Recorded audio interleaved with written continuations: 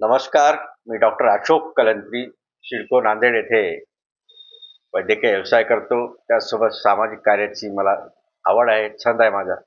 विविध महापुरुषाच्या जयंतीनिमित्त किंवा विविध जे महिला दिवस असतात, जागतिक आरोग्य दिवस असतात, असे काही दिवसानिमित्त काहीतरी काम आरोग्याच्या बाबतीमध्ये मी करत असतो. येत्या 31 तारखेला पुण्यश्लोक राजमाता परमपूज्य अहिल्यादेवी होळकर यांची त्रिशताब्दी जयंती आहे. 2 वर्षापूर्वी महाराष्ट्र शासनाच्या महिला बाल विभागाने माझ्या पत्नीची समाजकार्याची आवड बघून त्यांना पुण्यश्लोक अहिल्यादेवी होळकर हा सामाजिक पुरस्कार 2020 मध्ये प्रदान केला. त्यामुळे मला अजून एक हुरूप आलं की आपण आपल्या सामाजिक कार्याची समाजात सोबत शासन सुद्धा दखल घेत असतो.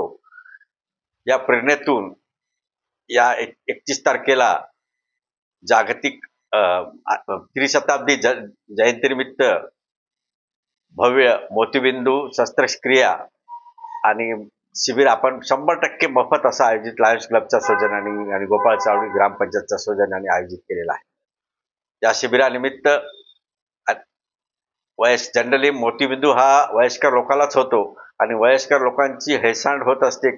आज जाऊ, उद्या जाऊ, दवाखान्यात करता येईल, बघू करू.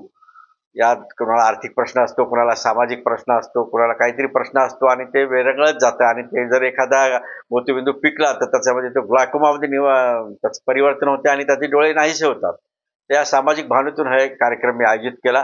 त्याची सिडकोच्या आणि गोपाळ चावडीच्या आणि आसपासच्या परिसरातील लोकांनी त्याची दखल घेऊन त्याचा लाभ घ्यावा अशी विनंती करतो.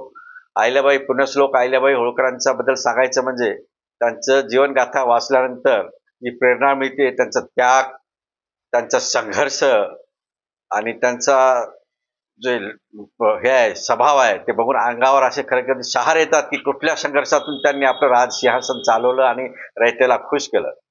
12 ज्योतिर्लिंग असो, अष्टविनायक असो, धार्मिक कार्यासोबत जनतेला कुठल्याही प्रकारचा त्रास होणार नाही. यांचं पुस्तक जर आपण वाचलं, आपण आता पुस्तकात वाचू शकतो कारण आपण या काळात जन्मलो, ते भाग्य आपल्याला लाभलं नाही अहिल्यादेवी सारख्या महापुरुषाला बघण्याचं. तर ते बघल्यानंतर ज्या अंगावर शहारे येतात आणि त्यांच्या संघर्षातून म्हणजे निराशा तर हा त्यांच्याकडे डिक्शनरीमध्ये शब्दच नाही. अनेक संघर्ष आले, पतीचा संघर्ष आहे, मुलाचा संघर्ष आहे, लढाईचा संघर्ष आहे, इंग्रजांचा सोबत संघर्ष आहे. अनेक संघर्ष केले आणि अनेक संघर्षातून त्या उभ्या राहिल्या आणि आपलं राज साबित ठेवलं आणि जनतेची सेवा केली. जनतेची सेवा करीत असताना सामान्य माणूस हा केंद्रबिंदू त्यांनी समजला. कुणालाही त्रास होणार नाही, माझ्या जनतेमध्ये रयते म्हणजे कुणालाही त्रास होणार नाही अशा महाराणीला, राजमातेला मी वंदन करतो आणि त्यांच्या निमित्त मी आयोजित केलेल्या कार्यक्रमाला जनतेने लाभ घ्यावा अशी मी कळकळीची विनंती करतो.